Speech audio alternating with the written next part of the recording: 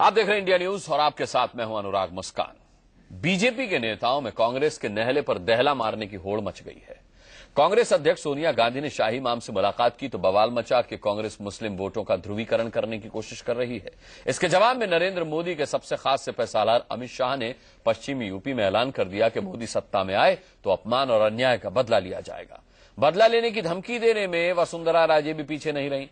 उन्होंने सहारनपुर के कांग्रेस उम्मीदवार इमरान मसूद की धमकी का उन्हीं की भाषा में जवाब दे दिया। बीजेपी के PM in waiting Narendra Modi अब तक विकास के नाम पर पीएम की कुर्सी मांग रहे थे, लेकिन बीजेपी नेताओं के बिगड़े बोल के बाद अब यह बड़ी बहस का मुद्दा है कि क्या विकास की जगह बदले की राजनीति करेंगे मोदी? क्या वसुंधरा राजे और अमित शाह जैसे नेताओं के बयान से माहौल नहीं बिगड़ेगा?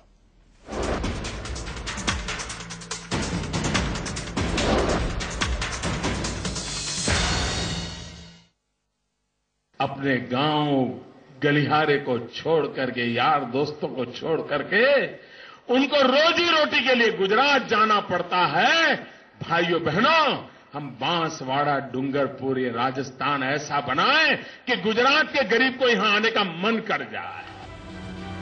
बीजेपी के PM in waiting Narendra Modi लोगों को तरक्की का सपना दिखा रहे हैं।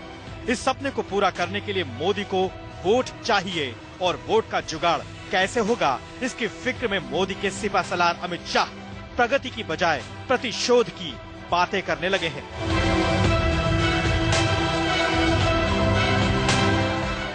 यूपी के मुजफ्फरनगर के दंगों को वोट बैंक के ध्रुवीकरण की कोशिश के तौर पर पहले ही देखा जा रहा था।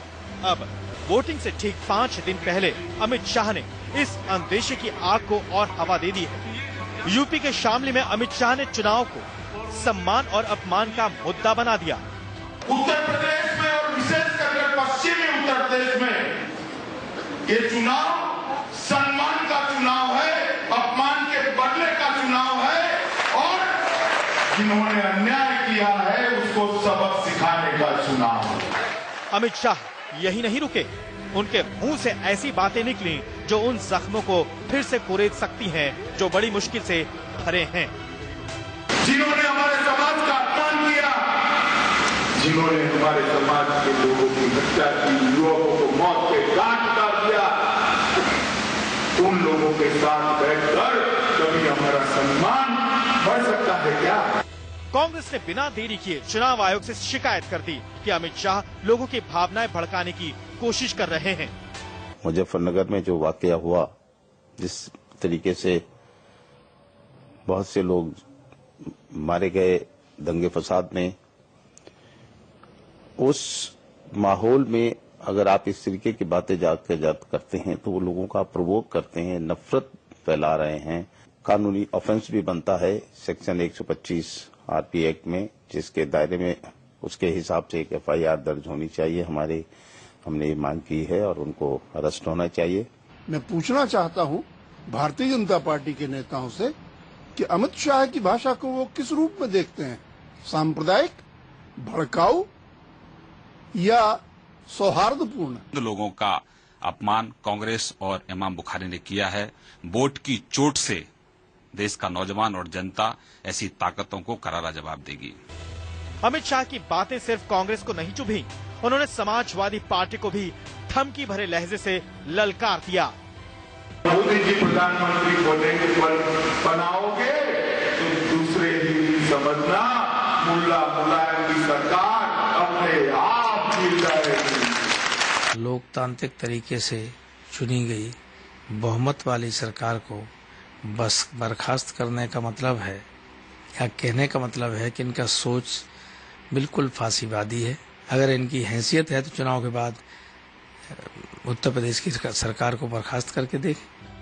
अब बड़ा सवाल यह है कि क्या बीजेपी देश में मोदी सरकार इसलिए चाहती है ताकि वो विरोधियों से बदला ले सके, क्योंकि अमित शाह तो यही कह रहे हैं और राजस्थान की मुख्यमंत्री वसुंधरा राजे भी। सहारनपुर में एक कांग्रेस प्रत्याशी ने यह कह दिया कि मोदी के टाइम टुकड़े टुकड़े करके रखेंगे। अब टुकड़े किसके होंगे वो तो इस चुनाव के बाद अपने को देखने को मिलेगा। राजस्थान की मुख्यमंत्री वसुंधरा राजे के ये बोल सहारनपुर के कांग्रेस उम्मीदवार इमरान मसूद के लिए निकले हैं। मसूद ने नरेंद्र मोदी को मार डालने की धमकी दी थी, जिसके लिए उन्हें जेल भी जाना पड़ा। चौतरफा लानत झेलनी पड़ी। सो अलग, लेकिन वसुंधरा तो कीचड़ को कीचड़ से ही साफ करने में जुट गई। और भाई ड्रामेबाजी करने को कोई कुछ कर ले, नरेंद्र मोदी से कौन लड़ेगा? लड़ेंगे जो ठोक के जवाब देना, ठोक के। वो गुजरात समझ रहा 4% मुसलमान है गुजरात में, यहाँ 42% मुसलमान है, यहाँ गुजरात बना सहारनपुर में एक कांग्रेस के प्रत्याशी ने यह कह दिया कि मोदी के टाइम टुकड़े टुकड़े करके रखेंगे। अब टुकड़े किसके होंगे वो तो इस चुनाव के बाद अपने को देखने को मिलेगा। नरेंद्र मोदी ने विकास की बातों से बीजेपी के हक में माहौल बनाया, फिर चुनाव के मौके पर वो खुद को पिछड़ी जाति में पैदा हुआ नेता और बीजेपी को पिछड़ों दलितों का मसीहा बताने लगे। और अब अमित शाह और वसुंधरा राजे का बयान सुनकर जनता दुविधा में है कि आखिर बीजेपी का चुनावी एजेंडा क्या है, विकास या फिर जाति और धर्म के नाम पर प्रतिशोध की पॉलिटिक्स। अगर ऐसा ही है तो फिर इमाम बुखारी से समर्थन की तलबगार कांग्रेस और धर्म क्षेत्र की राजनीति करने वाली दूसरी पार्टियों से बीजेपी अलग कैसे है? जयपुर में शिवपाल शक्तावत के साथ ब्यूरो रिपोर्ट, इंडिया न्यूज। चलिए बड़ी बहस की शुरुआत करते हैं। हमारे साथ बड़ी बहस में जो मेहमान हैं, राजीव त्यागी हमारे साथ कांग्रेस से स्पोक्स पर्सन स्टूडियो में यहां मौजूद हैं। मेरे साथ स्टूडियो में अंजुमन मिनहाज रसूल के मौलाना सैयद अतर हुसैन देहलवी साहब मौजूद हैं। हमारे साथ एडिटर दोपहर सामना प्रेम शुक्ला रहेंगे, Prabhat Jha senior BJP leader हमारे साथ रहेंगे, रविदास मेहरोत्रा समाजवादी पार्टी से रहेंगे और कुछ ही देर में सुधींद्र भदौरिया साहब बहुजन समाज पार्टी से हमारे साथ जुड़ेंगे। सबसे पहला सवाल प्रभात झा जी मैं आपसे पूछना चाहता हूं कि जो वसुंधरा राजे ने कहा और जो अमित शाह ने कहा, क्या आप दोनों के बयान को सेकंड करते हैं, इत्तेफाक रखते हैं उनके विचार से, उनके बयान से? परसेप्शन पे दुनिया चलती है। किस बात का परसेप्शन? और परसेप्शन आप कैसा निकालते हैं? उनके कहने का आशय क्या था? क्या मेलाफाइड था या बोनाफाइड था? क्या यह कहना कहां तक गलत है कि कोई अगर अन्याय करे तो अन्याय का बदला लीजिए? बदला आप बटन मैं थोड़ा सा प्रभात झा जी में थोड़ा सा कंफ्यूज हो गया हूं। प्रभात झा जी में थोड़ा सा कंफ्यूज हो गया हूं कि आखिर मोदी कहते हैं मुद्दा विकास होगा, अमित शाह जो उनके करीबी हैं वो कहते हैं कि मुद्दा तो अपमान का बदला है। मुद्दा है क्या? अपमान का बदला अगर लेने की बात बटन दबाकर कही जाती है तो भाषण में यही कहा जाता है कि सम्मान की रक्षा के लिए अपमान का बदला लेना चाहिए। अपमान के बदले का लेना मतलब कोई गोली मारना नहीं है। आप उसका इंटरप्रिटेशन गलत कर रहे हैं। वो आशा ही उनका साफ था कि बटन दबाकर लोकतंत्र में बदला लिया जाता है। जरूरत क्या है ऐसे बयानों को देने की जिनका इंटरप्रिटेशन किया जाए? सीधी सीधी भाषा में बात जनता से करने में दिक्कत क्या है? ये तय आप नहीं करेंगे। जनता को जो भाषा समझ में आती है वो कहा जाता है, जनता समझती है। जोश में भाषण दिया जाता है तो कहा जाता है कि अपमान का बदला लेना है, समय आ गया है, बटन दबाइए। ये आप इंटरप्रिटेशन गलत कर रहे हैं अपने इसमें बड़ी बहस में लाकर, इसलिए मुझे ये कहना पड़ रहा है। इंटरप्रिटेशन हमने गलत नहीं किया है। जिस तरीके से विरोधी आप पर हमला कर रहे हैं उसके बाद ये चर्चा अहम हो गई है कि आखिर क्या ये हिंदू मुस्लिमों का चुनाव है, क्या ये सांप्रदायिक सौहार्द को बिगाड़ करके लड़े जाने वाला चुनाव है, या फिर वाकई में जनता को एक गुड गवर्नेंस देने वाला चुनाव है? प्रभात झा मेरे को वसुंधरा राजे के बयान का भी मतलब समझा दीजिए, जिससे आप ये न कहें उसका भी इंटरप्रिटेशन गलत हो रहा है कि इमरान मसूद ने कहा कि चुनाव के बाद मोदी के टुकड़े टुकड़े हो जाएंगे, चुनाव होने दीजिए पता चलेगा टुकड़े किसके होंगे। इसका मतलब बताइए। इसका मतलब भी यही है। उन्होंने कहा कि टुकड़े टुकड़े मोदी के करेंगे तो उन्होंने कहा चुनाव के बाद पता लग जाएगा, मतदान के बाद लोकतंत्र में किसके टुकड़े होते हैं। हाँ। ये जवाबी है। इसका कोई आशय गलत नहीं है कि हम उनके टुकड़े टुकड़े कर देंगे। हाँ। चुनाव हो जाएगा तो हम बदला ले लेंगे। ये भाव नहीं होता है, ये भाषणों में कहा ही जाता है और वर्षों से कहा जाता रहा है। चुनाव इसमें कोई नई बात ठोस नहीं है। दावे और वादों का उत्सव होता है, भाव भंगिमाओं का नहीं, भाव भंगिमाओं का नहीं, नाटक नहीं हो रहा, चुनाव हो रहा है। प्रभात झा जी मुझे जानकारी है और आप मुझे मत सिखाइए कि क्या चुनाव हो रहा है। मैं जानता हूं और मैं दावे के साथ और जिम्मेदारी के साथ कहता हूं जो भाषण दिया गया है उसका इंटरप्रिटेशन आप गलत निकाल रहे हैं। हम ये जानते हैं कि भाषा की शुद्धता होनी चाहिए, भाषा की संयमता होनी चाहिए, भाषा की संवेदनशीलता होनी चाहिए, लेकिन आप इसका इंटरप्रिटेशन गलत निकाल रहे हैं। मौलाना साहब आप कुछ कहना चाह रहे प्रभात झा की बात? देखिए, मैं प्रभात झा जी पे मुझको लगता है कि वो जिस पार्टी के स्पोक्स पर्सन है और उनकी ये पूरी ईमानदाराना तरीके से वो सही और गलत उनको कहना पड़ेगा। मैं यहाँ पे एक बात बड़े अदब के साथ कहना चाहूंगा कि इस चुनाव को जिस तरफ ले जाया जा रहा है वो खाली हिंदू मुसलमानों के बीच खलीज, एक दूरी पैदा करने की कोशिश नहीं है। कहीं ना कहीं भारतीय संविधान और हमारे प्रजातंत्र को ठगने और छलने की एक पूरी कोशिश है। जहां तक मैं इनसे पूछता हूं, जिस पूरे वाकये के बाद ये सारी की सारी जो व्यक्ति इस नाम से आए हों के साथ विकास के नाम पर वोट मांगा जाएगा। गुजरात मॉडल को ऐसा पेश किया गया कि जैसे आपसे पहले भारत जो है 65 साल तक पत्थर युग में जी रहा था। हम पत्ते बांध के फिर रहे थे, हम खाली आम और पेड़ जो इन चीजों अपनी जिंदगी गुजार रहे थे, बिल्कुल ही बर्बाद थे, ना रहने को मकान था, गुफाओं में रह रहे थे। ऐसा लग रहा था कि मोदी जी आए, प्रजातंत्र का एक नया अवतार आया जो कह रहा था कि पत्तों से आप कपड़े बांधने लगेंगे, फलों से आप खाना शुरू कर देंगे। लेकिन वो केरल जाते हैं और केरल जाके कहते हैं कि साहब मेरा ताल्लुक एक दलित समाज से है, ओबीसी से है। यानी वो व्यक्ति जो अभी तक हिंदुत्व के नाम पर हिंदुओं को छल रहा था, वो हिंदुत्वता से ओबीसी की तरफ आ जाता है। वो जहां जहां जाते, ये चुनाव हिंदू में जहां तक जो कल जो मुलाकात हुई, मैं इनसे कहना चाहता हूं 2004 में विकिलीक्स की रिपोर्ट है कि मलकानी साहब के जरिए इन्हीं बुखारी साहब के साथ जो इनकी बातचीत हुई, इनके हक में उन्होंने फतवा दिया। यहां सिर्फ मुलाकात हुई, इनके हक में फतवा दिया। मधु किश्वर के जरिए एपीजे अबुल कलाम के माध्यम के साथ मोदी जी ने अपनी रेसिडेंस के ऊपर पूरे मुस्लिम धर्म गुरुओं के साथ फोटो खिंचवाए, तब इनको कहीं सांप्रदायिकता नजर नहीं आती।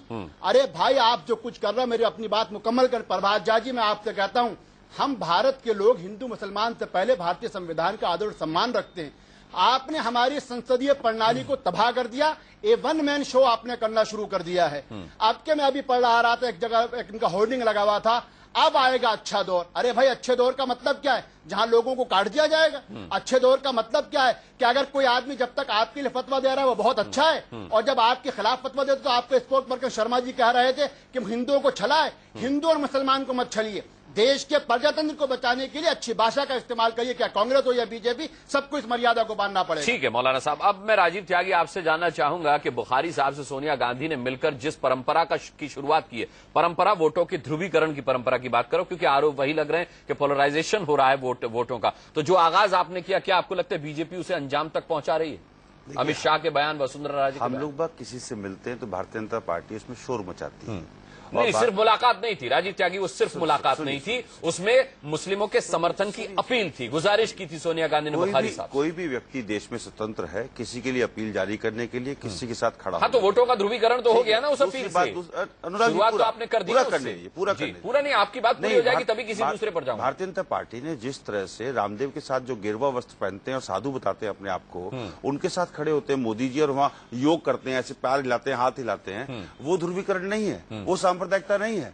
प्रत्येक सेकुलर आदमी को वही बुरा लगेगा, फिर तो वही बुरा लगना चाहिए। भारतीय जनता पार्टी के लोग बाग रामदेव जी के साथ और बालकृष्ण के साथ, जो कि अपराधी हैं, नेपाली मूल के, जिनका पासपोर्ट भी क्या नाम जब्त हो चुका है, उनके साथ वो खड़े होते हैं। रामदेव जी जिनके साथ ऊपर 41 केस हो चुके हैं, उनके साथ खड़े होते हैं, तो वो सांप्रदायिकता नहीं है, वो ध्रुवीकरण नहीं है। तो मेरा प्रश्न ये है भारतीय जनता पार्टी से कि भारतीय जनता पार्टी के लोग बाग जो कि संघ की पॉलिसी पे चलते हैं, और गोलवलकर साहब जो अपनी किताब लिखते हैं वी और आवर नेशनहुड, तो उसमें कहते हैं हिटलर ठीक था, जाति श्रेष्ठता की बात करती है भारतीय जनता पार्टी। तो इसका मतलब तो यही है ना, भारतीय जनता पार्टी अभी भी संघ से अपने आप को अलग थोड़ी करेगी, या गोलवलकर जी से अलग थोड़ी कर देगी अपने आप को। जब जाति श्रेष्ठता की बात होगी, जब हिटलर की वकालत होगी, तो भारतीय जनता पार्टी का चाल और चलन भी हिटलर की तरह से होगा, इसमें कहीं कोई दो राय नहीं। चलिए, रविदास मेहरोत्रा जी, आज अमित शाह ने जो कुछ कहा है उसमें यह भी कहा है जनता से अपील में कि आप सिर्फ मोदी को प्रधानमंत्री बनाइए, मुल्ला मुलायम की सरकार अपने आप गिर जाएगी। क्या कहेंगे आप? देखिए, सहारनपुर में जो कांग्रेस के प्रत्याशी ने बात कही थी उस पर कार्रवाई हुई, वो निंदा थी। वैसी भाषा का इस्तेमाल राजस्थान के मुख्यमंत्री ने करने का काम किया, उस पर भी कार्रवाई हो। ठीक है। दूसरी बात यह है कि अमित जो कांग्रेस के प्रत्याशी ने बात कही थी उस पर कार्रवाई हुई, वो निंदा थी। वैसी भाषा का इस्तेमाल राजस्थान के मुख्यमंत्री ने करने का काम किया, उस पर भी कार्रवाई हो। ठीक है। दूसरी बात यह है कि अमित शाह पे आप कार्रवाई करिए, भाषा का इस्तेमाल कर रहे हैं वो बहुत निंदनीय है। उत्तर प्रदेश की सरकार बहुमत की सरकार है, चुनी हुई सरकार है, जनता ने चुनी है, और उस सरकार को बर्खास्त करने की बात करना से स्पष्ट हो गया है कि भारतीय जनता पार्टी का लोकतंत्र में कोई आस्था नहीं है। तो क्या सिर्फ आप बयानों से काम चलाएंगे या कुछ आगे कदम भी उठाएगी समाजवादी पार्टी? अमित शाह पे मुकदमा करेंगे नहीं करेंगे? के माध्यम से राजीव त्यागी जानना चाहते हैं मैं जानना चाहता हूँ रविदास करेंगे कि नहीं जी, करेंगे? आपने मुकदमा करा इमरान मसूद पे, चुनी हुई सरकार को गिराने की इमरान बात की मसूद पे मुकदमा किया, क्या आप अमित शाह पे मुकदमा करेंगे? अमित शाह पे मुकदमा करेंगे? आपकी सरकार है वहां पर उत्तर प्रदेश में। अमित शाह के खिलाफ मुकदमा हो और अमित शाह को उत्तर हो नहीं करेंगे, करेगा कौन? रविदास मेहरोत्रा जी सरकार में है, दो संप्रदाय मुकदमा करिए, कानून सबके लिए कैसा होना चाहिए? उसके खिलाफ कार्रवाई हो। मैं जानना चाहूंगा, स्पष्ट करिए रविदास मेहरोत्रा जी, मुकदमा हो या मुकदमा होगा? जी, मुकदमा हो या मुकदमा होगा? ये चुनाव चल रहा है, मुख्य चुनाव आयुक्त कार्रवाई करे, चुनाव आयुक्त कार्रवाई करे। सहारनपुर में अगर कांग्रेस के प्रत्याशी ने गलत भाषा का इस्तेमाल किया तो वो जेल गए। अगर बीजेपी के प्रदेश के मुख्यमंत्री उसी भाषा का इस्तेमाल कर रहे हैं और अमित शाह इसी भाषा का इस्तेमाल कर रहे हैं तो दोनों के खिलाफ वही कार्रवाई हो जो कार्रवाई सहारनपुर में हुई है। और इस तरीके से दो संप्रदायों के बीच में लड़वाने का काम अमित शाह कर रहे हैं। अमित शाह को उत्तर प्रदेश के सीमा के अंदर आने से रोकने की हम लोगों ने मांग करी है। जी ठीक है, ठीक है रविदास मेहरोत्रा, मैं आपके पास आऊंगा। प्रेम शुक्ला भी हमारे साथ हैं, प्रेम जी के पास में जाऊं। उससे पहले रविदास मेहरोत्रा ने एक बहुत अहम सवाल उठाया है, उसका जवाब प्रभात झा से हम ले लेते हैं। प्रभात झा, आपने कहा कि जैसी भाषा उसी का जवाब उसी भाषा में दिया, चाहे वो वसुंधरा राजे ने दिया हो या फिर अमित शाह ने। रविदास मेहरोत्रा कहते हैं कि इमरान मसूद जेल की हवा खाया है अपने बयान के चक्कर में, क्या वसुंधरा राजे भी जेल जाएंगी? एक कदम आगे बढ़कर उन्होंने बयान दिया। अपनी भाषा ठीक करो, तुम अपनी भाषा ठीक करो। मैंने ऐसी बात नहीं कही है, मैंने ये कहा कि इंटरप्रिटेशन गलत लगाया जा रहा है। उन्होंने ये कहा है कि अन्याय का बदला लीजिए, अपमान स्टोरी रखे। अभी तो आप मतलब समझा रहे थे ना, जब मीडिया इनकी खिंचाई करने लगे तो मीडिया को सबक सिखाने की बात करते हैं। इमरान मसूद ने टुकड़े की बात कही, वसुंधरा राजे ने भी कहा कि चुनाव के बाद देख लेंगे किसके टुकड़े होंगे। तो अगर इमरान मसूद अपने बयान के लिए जेल जा सकते हैं तो वसुंधरा राजे में क्यों नहीं? वसुंधरा राजे ने किसी व्यक्ति विशेष के बारे में नहीं कहा है। बयान सुनवा दीजिए, वो बयान सुनवा दीजिए, बयान है आपके पास तो बयान सुनवाइए। अरे उन्होंने साफ कहा कि सहारनपुर से वसुंधरा राजे जी का। प्रभात झा जी, मैं आपको बता देता हूं, बयान आप चाहेंगे तो सुनवा दूंगा। उन्होंने इमरान मसूद का नाम लिया, इमरान मसूद का नाम लिया उन्होंने ये कहा है कि किसके टुकड़े होंगे ये समय बताएगा। मैं सुना देता हूं प्रभात झा जी, मैं बयान सुनवा देता हूं। इमरान मसूद का नाम लिया, वसुंधरा राजे ने अपनी जुबान से नाम लिया है। आप हमें सुधार का मशवरा मत दीजिए, आप खुद सुनिए और देखिए कि आप क्या कह रहे हैं। सुनिए वसुंधरा राजे को। प्रभात झा, मैं लौटता हूं आपके पास। सहारनपुर में एक कांग्रेस के प्रत्याशी ने यह कह दिया कि मोदी के टाइम टुकड़े टुकड़े करके रखेंगे। अब टुकड़े किसके होंगे वो तो इस चुनाव के बाद अपने को देखने को मिलेगा। सुना आपने, प्रभात झा जी साफ कहा उन्होंने कि सहारनपुर के कांग्रेस प्रत्याशी ने कहा कि चुनाव के बाद मोदी के टुकड़े टुकड़े कर देंगे। अब टुकड़े किसके होंगे ये तो चुनाव बाद पता चलेगा। इसका आशय आप लगाते रहिए और माहौल बिगाड़ते, इससे कोई माहौल नहीं, इससे साफ। अगर माहौल की इतनी चिंता है तो वसुंधरा जी ने ये बयान दिया क्यों? माहौल तो आप बिगाड़ने का काम कर रहे हैं। उन्होंने ये कहा है कि टुकड़े किसके माहौल बिगाड़ने का काम आप कर रहे हैं। इसका जवाब दिया ही जाता है, इसमें कोई गलत नहीं कहा है, कहीं से कोई गलत नहीं कहा है। मैं प्रभात झा जी, चलिए एक बात कर लेते हैं, एक मिनट एक बात कर लेते हैं। मैं आपसे एक सवाल पूछना चाहता हूं प्रभात झा जी, आप कहते हैं स्वराज की बात करते हैं, आप अपने आप को डिफरेंट बताते हैं दूसरे दलों से, आपका मैनिफेस्टो अभी तक क्यों नहीं आया? क्या आपकी नीतियां हैं, क्या आपके कार्यक्रम है, किन कार्यक्रमों पर आप चलाएंगे सरकार को अगली वाली अगर आपकी बनती है तो?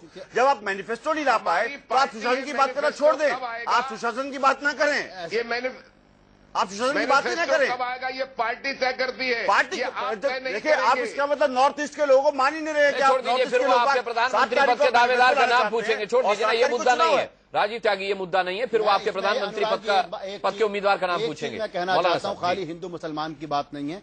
अमित शाह ने क्या कहा, क्योंकि आमतौर से वो मीटिंगों में सो जाते हैं, इतना भार है उनपे।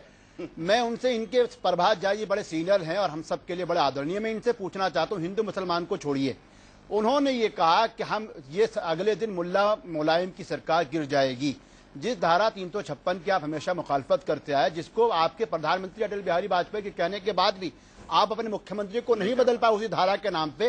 क्या आपका एक ऐसा व्यक्ति जो उत्तर प्रदेश को देख रहा हो और जो आपके गुजरात के यानी जिनको मैं मुख्यमंत्री का जो दायां हाथ वो ये कहे कि अगले दिन वो सरकार गिर जाएगी। क्या आप मानते हैं कि कॉन्स्टिट्यूशन ऑफ इंडिया पे प्रहार नहीं है? क्या ये संवैधानिक और हमारी संसदीय प्रणाली के ऊपर एक हमला नहीं है? इस बात पे आप क्या कहेंगे? आप इमरान को छोड़ दीजिए, प्रभात झा मौलाना साहब के सवाल का दीजिए। जवाब देते, फिर मैं प्रेम शुक्ला के पास जाता हूं।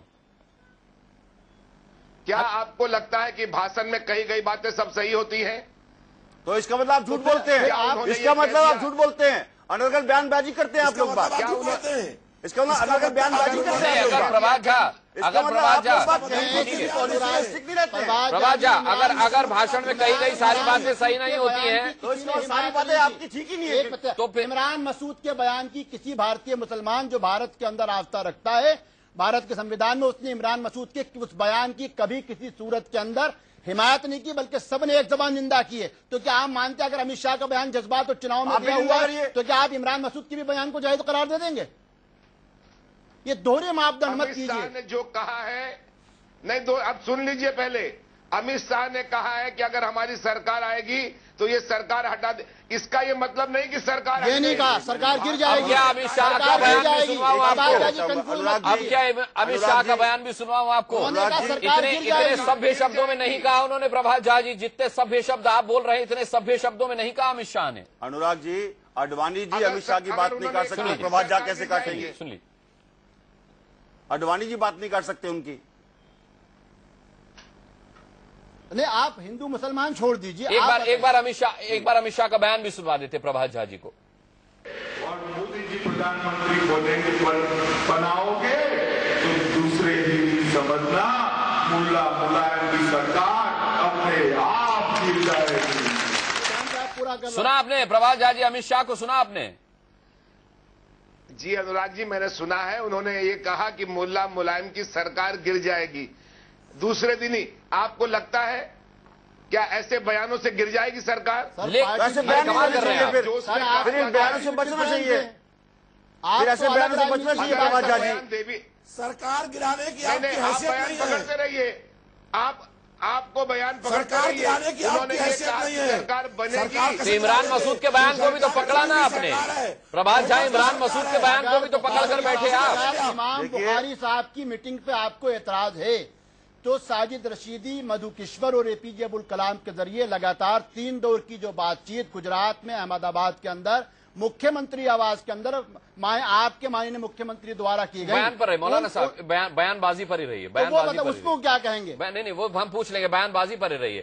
प्रभात झा, फिर आपने इमरान मसूद के बयान को भी तो पकड़ा ना। आप कह रहे हैं कि अमित शाह के बयान को पकड़ करके मत बैठिए, वसुंधरा राजे के बयान को पकड़ कर मत बैठिए। अनुराग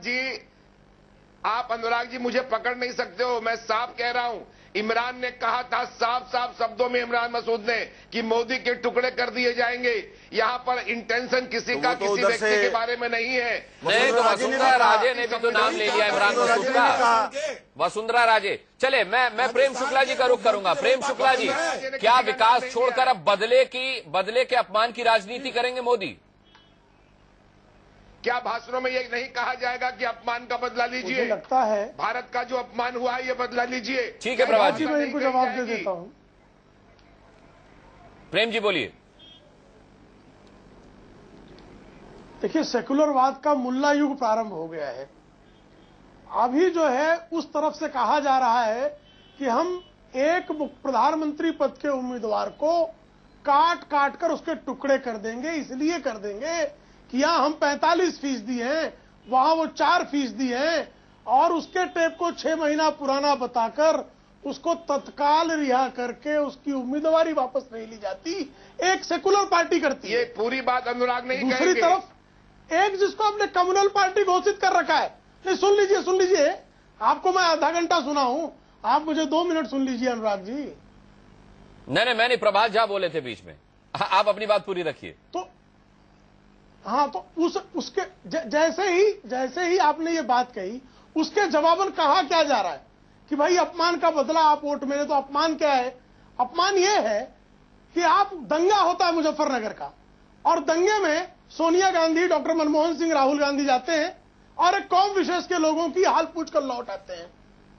दूसरे दिन मुलायम सिंह यादव जी, अखिलेश सिंह यादव जी जाते हैं, कौम विशेष की चिंता करके चले आते हैं। भारतीय जनता पार्टी के राष्ट्रीय अध्यक्ष इस संसद के विपक्ष के नेता गलत बोल रहे हैं आप, गलत बोल रहे हैं, गलत है।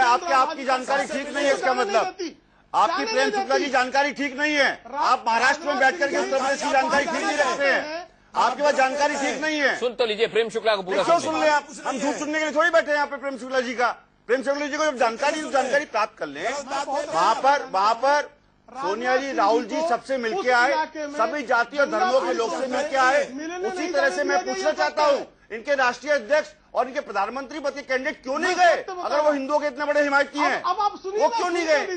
सुन लीजिए तो झूठ नहीं सुनेंगे ना, देखिए पहले उनको पूरा सुन लीजिए।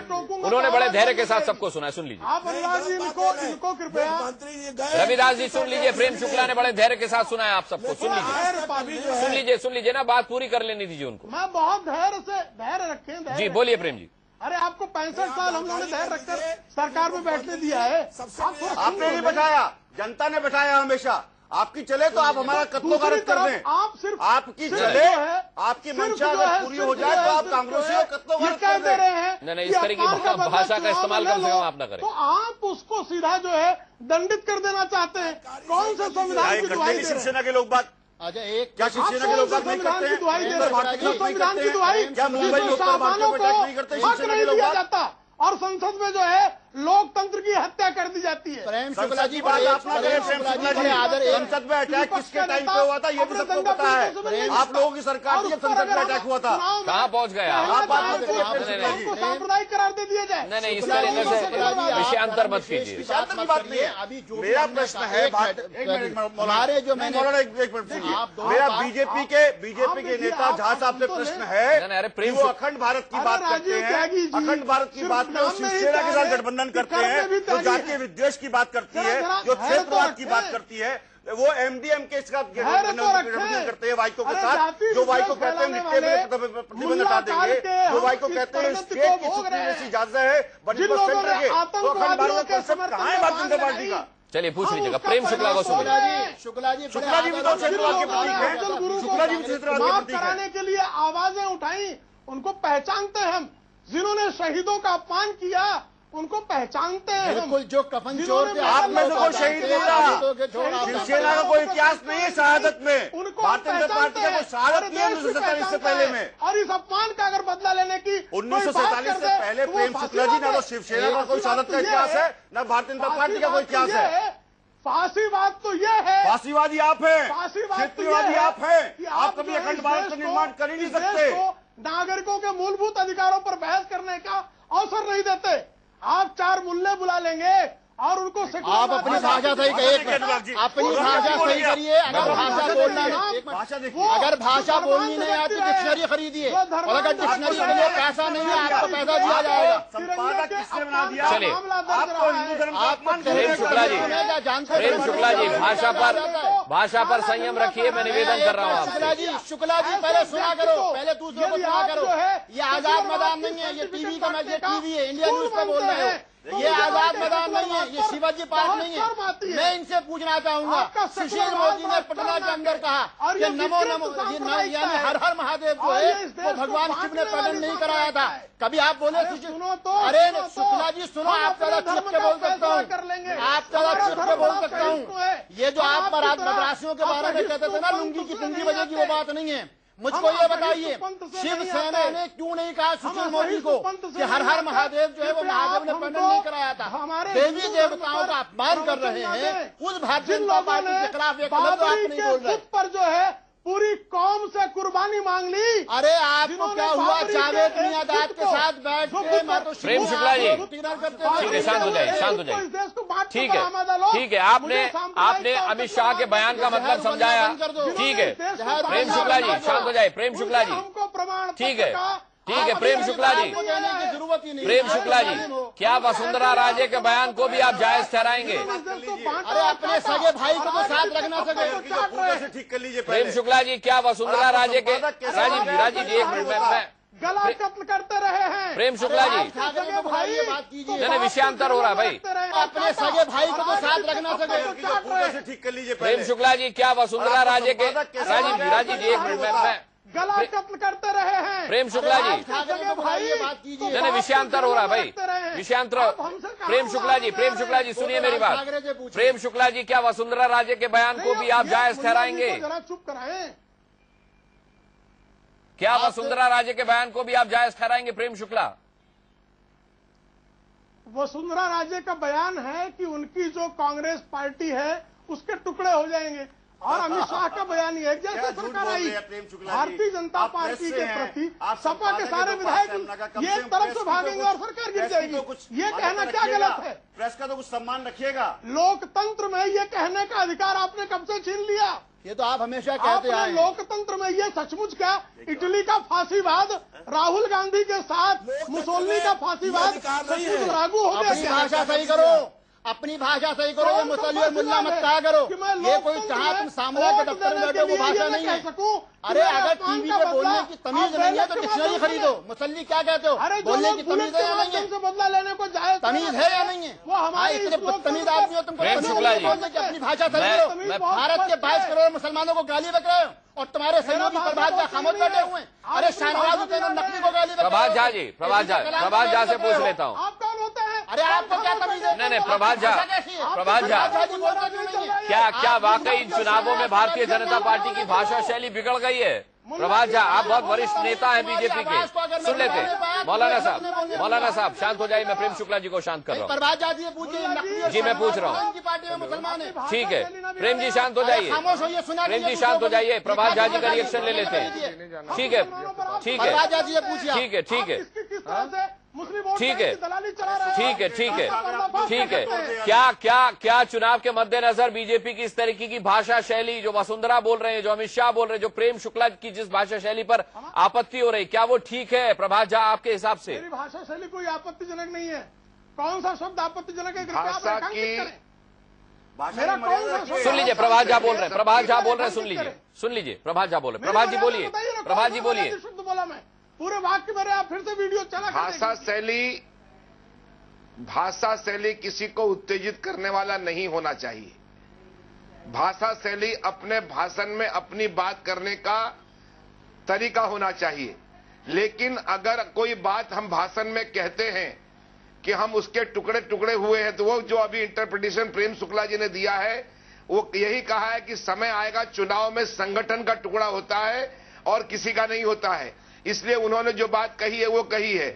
मैं इस भाषा शैली को अच्छा नहीं मानता हूं, लेकिन जिस भाषा शैली को लेकर आप गलत साबित कर रहे हैं कि अन्यायपूर्ण, नहीं प्रभात जी, एक वरिष्ठ नेता होने के नाते अगर आप सही नहीं मानते हैं तो ये बहुत बड़ी बात है। ये बहुत बड़ी बात है कि आप कहते हैं कि इस तरह की भाषा शैली का इस्तेमाल नहीं होना चाहिए। बहरहाल उसका इंटरप्रिटेशन भी नहीं होना चाहिए, ये एक अलग बात है। लेकिन चुनावी माहौल में आप किसे समझाने जाएंगे कि आप हमारी तरीके से इस बात को समझिए, जबकि खुद असमंजस की स्थिति में दिए गए बयान। मौलाना साहब आपके पास आता हूं। सुधींद्र भदौरिया बहुजन समाज पार्टी से हमारे साथ जुड़ गए। सुधींद्र भदौरिया, क्या आप भी ये बात मानते हैं कि चुनावी माहौल में इस तरीके की भाषा शैली का इस्तेमाल नहीं होना चाहिए जो भड़काऊ हो? देखिए, पहले इस तरह की जो भाषा शैली का प्रयोग कर रहे हैं उनकी राजनीतिक पृष्ठभूमि को भी समझ लीजिए। इसी तरह की इन्होंने भाषा शैली और फिर उसके बाद कार्यशैली भी अपनाई, और 1991-92 में जो ये रथ यात्रा निकाली गई उसमें हजारों राम भक्तों को चढ़वा दिया गया इस राजनीति में रोटी सेकने के चक्कर में, और राम मंदिर का जो हश्र हुआ पूरा देश जानता है। इसी तरह से 2002 में गुजरात के अंदर हुआ। अब 1-1.5 साल से उत्तर प्रदेश को इन्होंने अपनी प्रयोगशाला बना लिया है। 150-200 दंगे हो चुके हैं। मुलायम सिंह और विश्व हिंदू परिषद के लोग मिले, वहीं सिंघल, तोगड़िया, ये तमाम लोगों ने मिलकर इसको एक प्रयोगशाला बना के 150-200 दंगे कराए, और मुजफ्फरनगर के अंदर तो करीब 1 लाख से ज्यादा लोग बेघर हो गए। तमाम लोगों की हत्याएं हो गईं, महिलाओं और बच्चों की हत्याएं हो गईं। मैं कहना यह चाहता हूं कि इस तरह की भाषा का प्रयोग करके वसुंधरा राजे क्या कहना चाहती हैं? ठीक है, आप टुकड़े टुकड़े, और वो कह रहे हैं हम काट काट के फेंक देंगे। सुधींद्र, क्या ये भाषा, सुधींद्र जी देखिए, एक तरह का भड़काने का काम हो रहा है, और उत्तर प्रदेश के अंदर और देश के अंदर एक ऐसा वातावरण बना रहे हैं। पर ये हिंदुस्तान अमन, चैन और तरक्की का देश है। ये विकास का इन्होंने मुखौटा पहन रखा है। असलियत में इनका चेहरा है अमित शाह और वसुंधरा राजे और तमाम वो लोग जिन्होंने बाबरी मस्जिद ढाई, और अब ये जो है उसी तरह से मुजफ्फरनगर से लेके सब जगह ये आग की लपटों में पूरे देश को झुलसा देना चाहते हैं। ठीक है, आप भड़काऊ बयानबाजी के पक्षधर नहीं है, मैंने मान लिया, अप्रिशिएट कर लिया, लेकिन चढ़ मोदी की छाती पर मोहर लगेगी हाथी पर, क्या ये भड़काऊ नहीं है जो आजकल सड़कों पर आपके नेता और कार्यकर्ता लगातार नारे लगाते हैं? देखिए, एक चीज जान लीजिए, हम लोगों ने पिछली बार भी ये नारा लगाया था, चढ़ गुंडों की छाती पर मोहर लगेगी हाथी पर हमारा ये नारे का आशय ये नहीं है कि आप लोगों की बोटी बोटी काटिए और आप, अरे मोदी की छाती पे चढ़ गए आप, और क्या करेंगे? हम देखिए, ये भी तो भड़का हुए सुधींद्र भदौरिया जी, इसको भी तो मान लीजिए, फिर जी कहिए कि सुधरवा देंगे, फिर से गुंडे करवा देंगे मोदी की हत्या जगह। का अनुराग जी गलत बोल रहे हैं, इस तरह के हम भाषा का आप गलत बोल रहे हैं, भड़काऊ नहीं, ये तो बहुत सौजन्यपूर्ण बात है। सुधींद्र भदौरिया जी चिकनी चुपड़ी बातें करके क्या कहना चाह रहे हैं? अनुराग जी नहीं, एक मिनट। देखिए, हम ये कहना चाह रहे हैं कि जो अभी शुक्ला जी बोल रहे थे, और आप जानते हैं क्या भाषा उन्होंने वहां पर अपनाई महाराष्ट्र में, जो इनके सहयोगी हैं बीजेपी के, किस तरह से उत्तर प्रदेश और बिहार के लोगों के साथ वहां पर मारपीट की जाती है जो नौकरी के लिए जाते हैं, शिवसेना क्या करती है, ये देश ने देखा नहीं है। और इनके जो सबसे बड़े नेता थे, उदाहरण नहीं है, इनके जो सबसे बड़े नेता थे वो कहते थे कि मैं हिटलर बनना चाहता हूं, तो अब ये एक हिटलर बनना चाहता है, एक मुसोलिनी बनना चाहता है, ये दोनों ही लोग एक हिटलर और एक मुसोलिनी बनना चाहते हैं। लोगों पर दलित उत्पीड़न के मामले दर्ज किए उत्तर प्रदेश में, उससे जो पलायन हुआ उत्तर प्रदेश का, आपने तो बड़ा भारी कल्याण का, आपने तो बंबई में बड़ा कल्याण किया है लोगों के साथ। आपने क्या क्या किया है? आपने जो बहुत बड़ा कल्याण किया है, देश ने देखा है उत्तर प्रदेश और बिहार के लोगों के साथ बंबई में, और अब आप देश के अंदर उस तरह का कल्याण बंबई महाराष्ट्र वाला पूरे देश में लादना चाहते हैं, देश आपको नकार देगा। तो प्रवासी को जाना ही क्यों पड़ता? आपने उत्तर प्रदेश को जिस तरह से आपने, और आप इसलिए क्योंकि जा रहे हैं भगाएंगे उनके हाथ में, महाराष्ट्र में रोजगार के लिए आएगा तो आप पीटेंगे उसको। सागर में मैं बहस कहीं अनुराग कहीं और जा रही है। ठीक है, मौलाना साहब एक सवाल उठाना चाहते हैं। मौलाना मैं प्रभात जाजी, अब आपकी भाषा गई बाहर। मैं प्रभात जाजी साहब, शुक्ला जी, प्रभात जाजी और हमारे जितने भी लोग यहाँ बैठे, मैं एक बात कहना चाहता हूँ कि जिस तरीके से मुझको एक भारत के मुसलमान होने पर पूरा गर्व, उसी तरीके से भारत के हिंदुओं पे भी मुझको पूरा गर्व है कि बाबरी मस्जिद की शहादत के बाद जब 3 स्टेट में चुनाव हुए थे, वहां भारतीय जनता पार्टी वापस नहीं आई। मेरी बात सुनिए, मेरी बात। और उसी तरीके से 2002 के चुनाव के बाद केंद्र के अंदर बीजेपी की सरकार नहीं बनी थी, बल्कि भारतीय जनता पार्टी की सरकार, कांग्रेस की सरकार।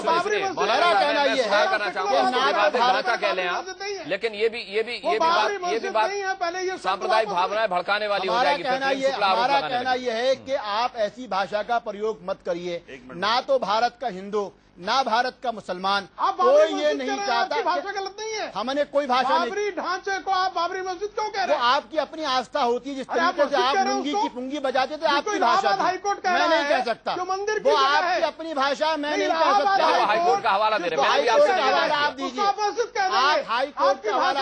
अरे आपको जब आप, शुक्ला जी बात सुना करिए दूसरे की, मैं आपसे जवाब मांगता हूँ, मेरी बात का जवाब दीजिए। सेकुलर है मेरा, आप मेरी बात, मेरा सेकुलर बड़ा पक्का है, मैं आप एक बात का जवाब दीजिए, आप बात को घुमाते क्यों हैं? मेरा कहना यह है, सुशील मोदी जी ने बयान दिया, मेरा कहना यह है, प्रभात जाजी पहले ढांचा कहिए, मैं क्यों कह दूंगा? किसी सूरत मस्जिद है, मस्जिद रहेगी। ये मुद्दा मंदिर मस्जिद का नहीं है मौलाना साहब, ये मंदिर मस्जिद का मुद्दा आप अदालत की अवमानना कर रहे हैं। चलिए मैं माहौल को थोड़ा शांत करने की कोशिश करता हूँ। एक छोटा सा ब्रेक ले रहे हैं, ब्रेक के बाद इसी चर्चा में वापस लौटते हैं।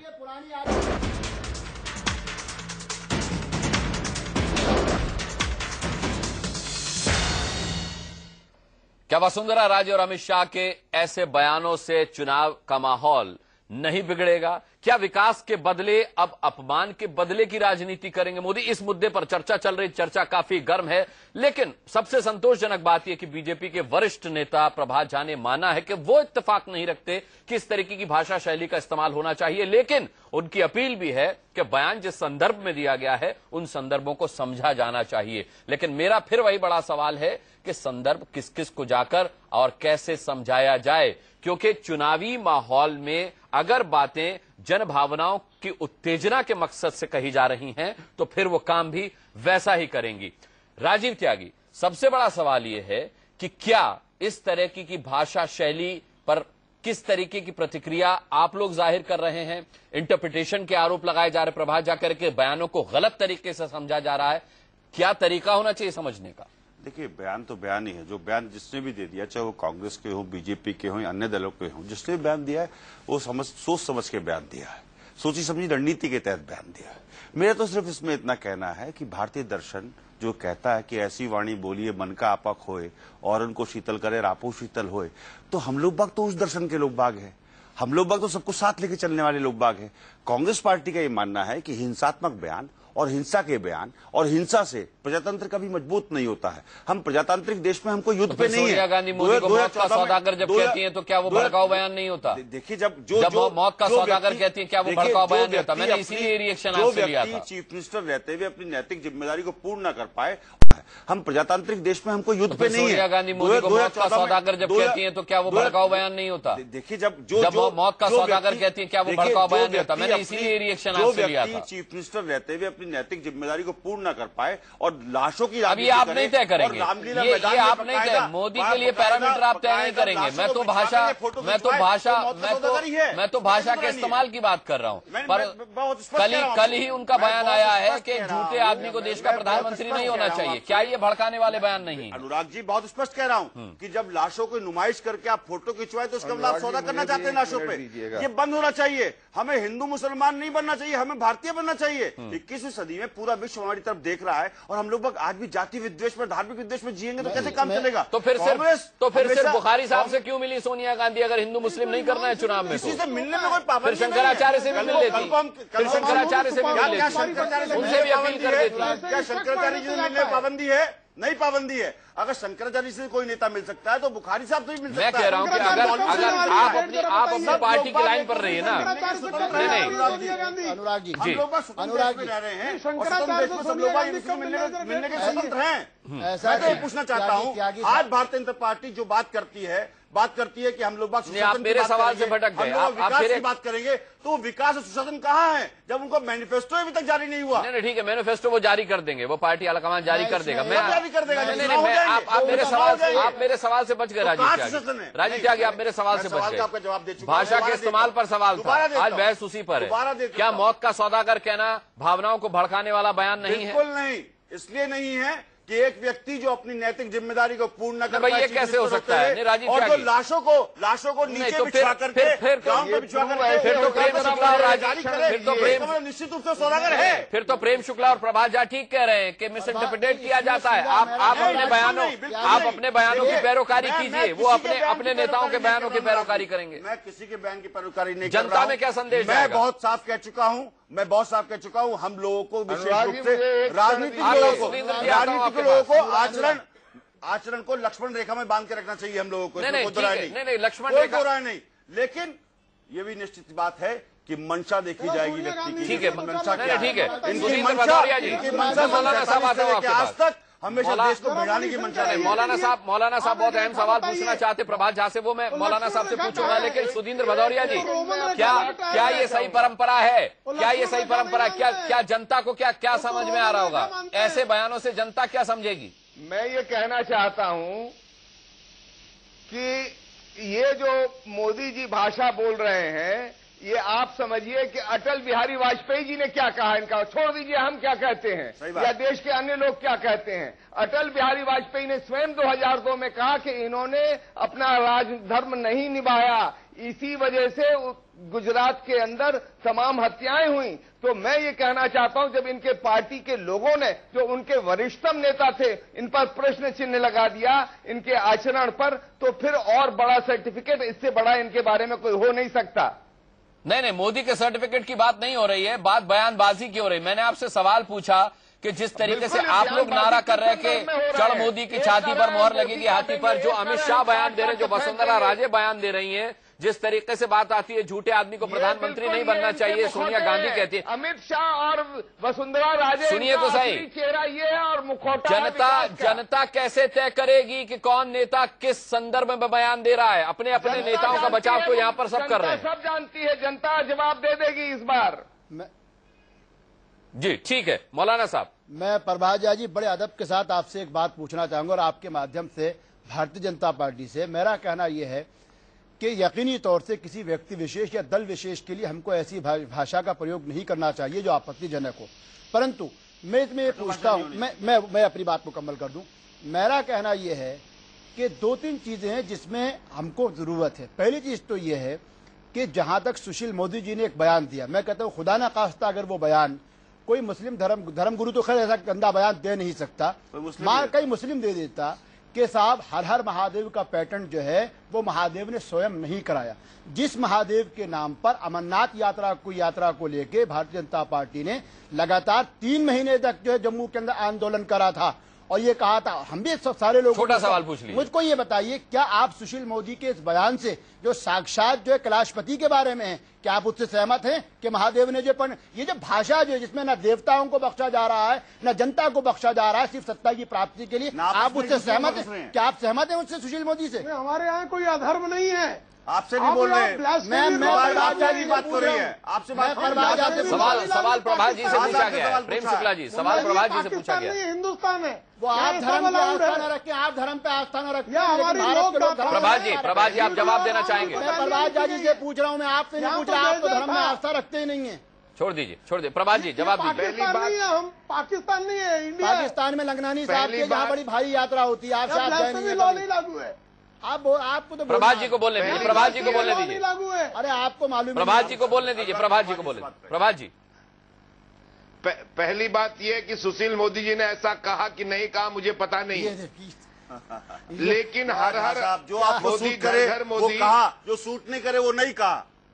ऐसे कैसे काम चलेगा? पूरी बात सुन लीजिए। आप भारतीय पार्टी के लोग पूरी बात सुन लीजिए। आप लोग बहादुर से जो अरे आधे बयान पर क्यों टिप्पणी करें? पूरी बात सुन लीजिए। आप लोग बहादुर नहीं है इसका पूरी बात सुन लीजिए। आपने कहा कि हर हर मोदी घर घर मोदी गलत है तो मैं उसको बदल देता हूँ, मन मन मोदी जन जन मोदी, इसमें क्या दिक्कत है? परवाजा जी हर ये हर नहीं कहे, कहा, मन मन कहे नहीं। परवाजा जी आप नेट चेक करिए, उन्होंने कहा, ये सारे अखबारात ने कहा ठीक है कि भगवान शिव ने पैटर्न नहीं कराया। चलिए उन्होंने वो बयान नहीं सुना, उन्होंने वो बयान नहीं सुना। जी मैंने कोबरा पोस्ट का बकायदा सारी चीज देखी, कोबरा पोस्ट ने क्या दिखाया है उसमें 2 बयानात मैं बताना चाहूंगा प्रभात झा साहब। उस पर कल चर्चा कर चुके। प्रभात झा उससे इत्तेफाक रखते, रहने दीजिए उसको, रहने दीजिए। मुझे दो अहम रिएक्शन, मैं समझ गया राजीव त्यागी, इस पे कल कर चुके। ठीक है चलाना चाहती हो, ठीक है इसका मतलब उसके लिए भगवान राम भी, ठीक है इस तरीके की बात, वो उसमें क्या कहा गया वो सबकी अपनी व्यक्तिगत टिप्पणियां थी। निश्चित रूप से देश भी सौदे की चीज है। छोड़ दीजिए। रविदास मेहरोत्रा, एक सवाल आपसे चलते चलते, मुल्ला मुलायम की सरकार अपने आप गिर जाएगी अगर मोदी को प्रधानमंत्री बनाओगे, इस बयान पर अमित शाह के, आपकी सरकार क्या करने वाली है? कुछ नहीं करेंगे।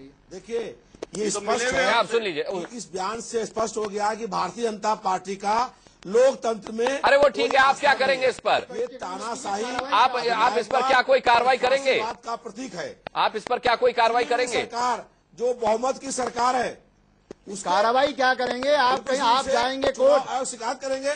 हम लोग चुनाव आयोग शिकायत करी है कि चुनाव आयोग शिकायत करेंगे, कर दिए। ठीक है, चुनाव आयोग से शिकायत करेंगे। सुधींद्र भदौरिया, चढ़ मोदी की छाती पर, क्या ये लाइन बदली जाएगी?